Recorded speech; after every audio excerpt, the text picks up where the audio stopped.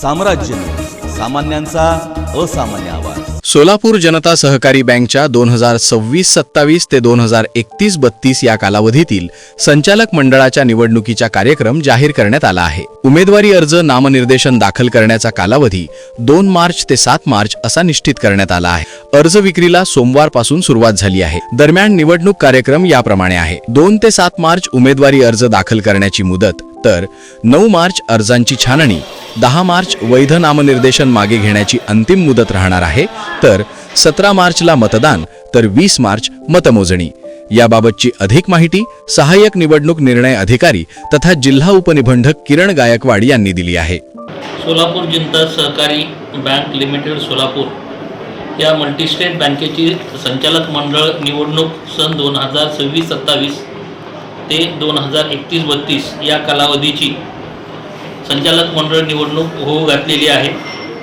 आज दिनांक 2 मार्च 2026 पासून नामनिर्देशन पत्र विक्री सुरू आहे। नामनिर्देशन पत्र विक्रीचा कालावधी जो आहे तो दिनांक 2 मार्च 2026 ते 7 मार्च 2026 पर्यंत आहे। छाननीची तारीख सोमवार दिनांक 9 मार्च 2026 रोजी असेल। छाननीनंतर वैध नामनिर्देशन पत्राची प्रसिद्धी केली जाईल। त्याच्यानंतर नामनिर्देशन पत्र काढून घेण्याची जी मुदत आहे ही 10 मार्च 2026 अशी आहे। त्यानंतर वैध व शिल्लक राहिलेले जे नामनिर्देशन पत्र आहे ते उमेदवारांची प्रत्यक्ष निवडणूक जी आहे ती मतदान हे 17 मार्च 2026 रोजी आहे आणि मतदानानंतर मतमोजणी ही 20 मार्च 2026 रोजी आहे। अशा पद्धतीचा हे प्रोग्राम आहे। याच्यामध्ये सर्व इच्छुक उमेदवारांनी जिल्हा उपनिबंधक सहकारी संस्था सोलापूर या कार्यालयामध्ये नामनिर्देशन पत्र विक्री सुरू आहे। ज्यांना